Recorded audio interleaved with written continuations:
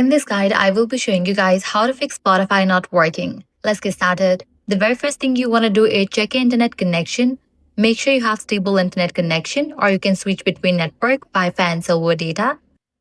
Next thing you want to do is force close the app. Firstly, launch Spotify, then swipe up, remove the app, then again relaunch it. Also give a first restart to your device as these will clear temporary bugs. Next, make sure you are using the latest version of Spotify. To check that, launch App Store, search for the app Spotify. Once app appears, if you see the option update, click on it and update the app to its latest version. Launch Spotify, go to settings and privacy, click on logout, confirm it. Now wait for a few minutes, then log in back. This might also fix your issue.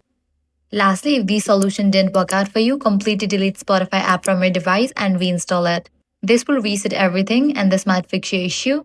Additionally, check if Spotify servers are down because sometimes the issue is not on your side at all. And that's it. If this guide was helpful, do not forget to like, share, and subscribe.